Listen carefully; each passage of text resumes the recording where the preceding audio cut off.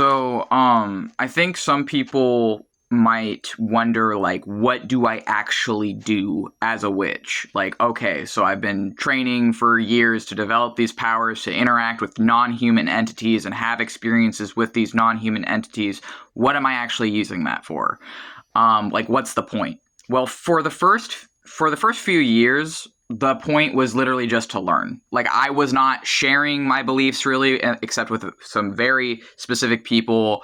One of the people who was like my teacher earlier on, I wasn't really like open about it online for the first like until like year 3.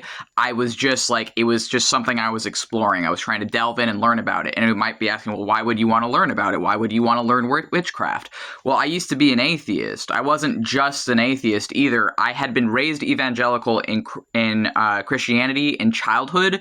Then I was deconverted at like later childhood, and then for the entirety of my teens I was raised atheist. And I wasn't just raised atheist, I was raised anti-theist, which is actually a bit different from atheism.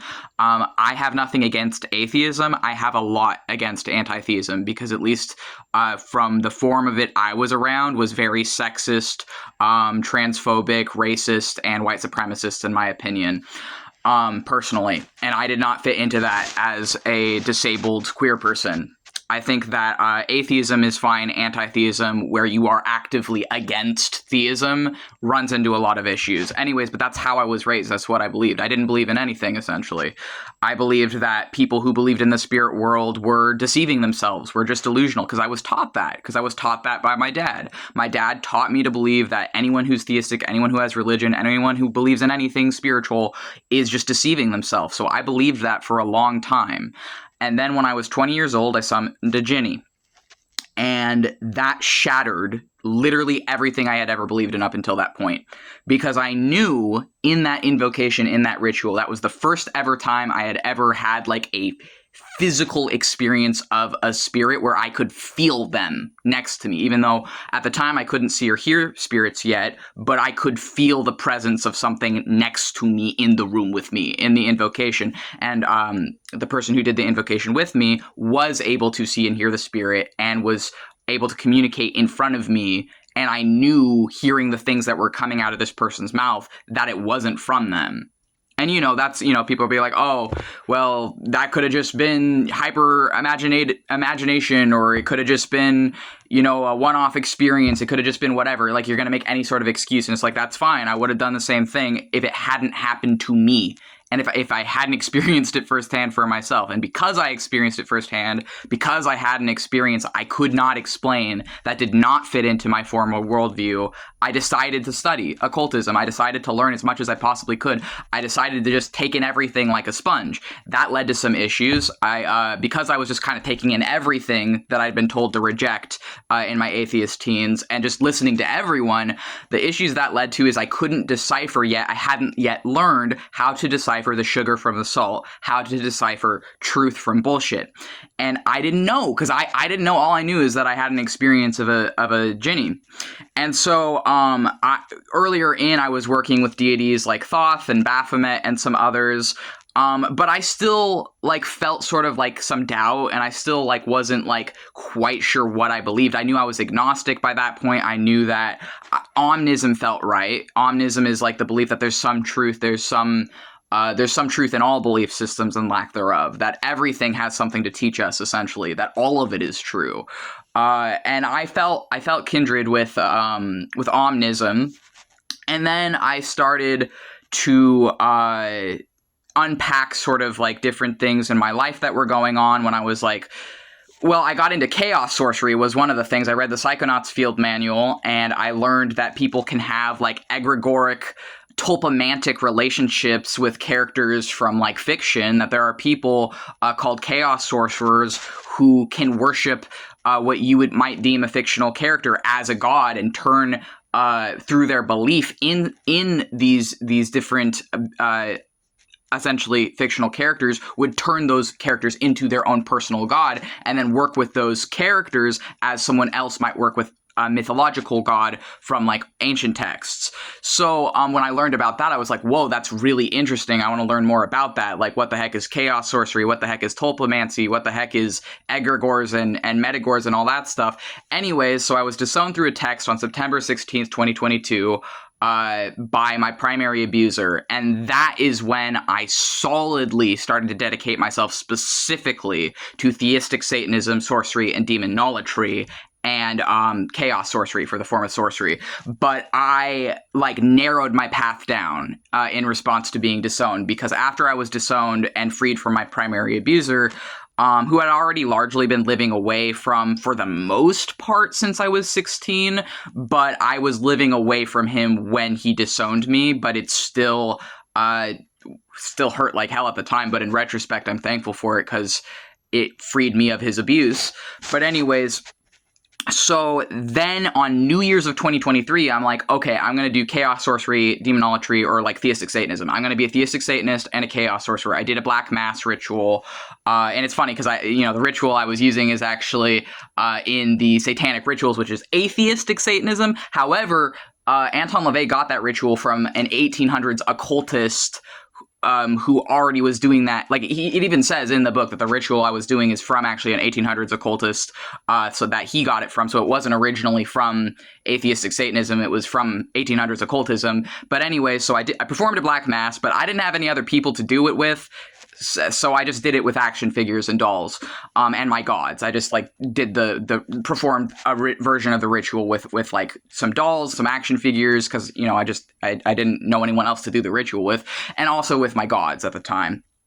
Okay, and so going on from there, and why would you do that? Someone might ask, like, why would you become a theistic Satanist? Like, okay, maybe I can understand why you were like learning about these things to make sense of your experience with the Jinni, but then why did you start working with Baphomet? And like, why would you do that? And it's like, well, because for the first time in my life, I felt like I had purpose. I felt like I had direction. I felt like I believed in something. I felt like I didn't want to die.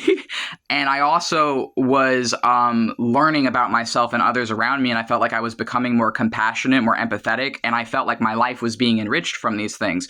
Why theistic Satanism specifically? And why in response to being disowned? Because I saw myself in the story of Lucifer. I saw myself in the story of, a god that you just have to obey or else. And if you don't obey them, then they'll punish you. I saw that as the same as my childhood. I saw myself in my own childhood in that, and I saw my teen years in that. I saw that in my relationship with my dad, that it was very similar to the mythological story of God and Lucifer casting Lucifer out for disobeying, for going against God's plan. And that to me sounded like a story of narcissistic abuse. And because I came from a narcissistic abusive environment, at that time, I didn't know what I believed about Satan. I didn't know if I believed in hell. I didn't know what I believed about any of this stuff. I just knew that it felt right. I knew it felt right in my heart, and I knew it felt right in my spirit and in my soul. So I'm like, I'm going to be a theistic Satanist. I'm going to specifically seek out everything I was taught to avoid when I was an anti-theist atheist, and everything I was taught to avoid when I was an evangelical Christian.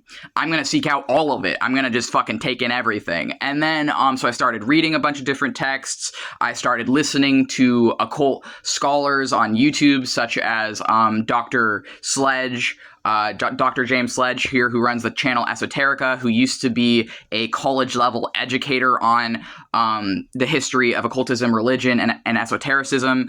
He's still a college-level educator, but for his pro-Palestine views was unfortunately, I think, removed from academia or removed from the college he used to work for. It was a great disgrace on that college's part to remove such a wonderful educator simply for having empathy, from what I understand of that situation. But then there's other educators on YouTube, such as Dr. Angela Puka, who runs the channel Angela's Symposium, where she's also a college-level educator that teaches on esotericism and occultism and many different topics, and she does a wonderful job breaking down things. So I was learning from people like that, and then I was like getting sources Anyways, so, then, people might be, well, if you didn't even know if you believed in hell, weren't you risking eternal damnation then? If you knew you believed in jinn, and you knew you believed in Satan, but you didn't know if you believed in hell or not, and you came from a Christian background partially, weren't you risking, like, your soul or whatever?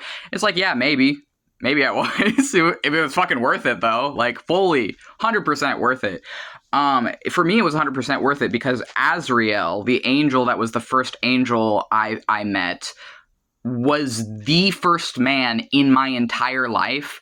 Or not the first man, but the first time in my entire life that I felt safe was in a vision or dream with Azrael.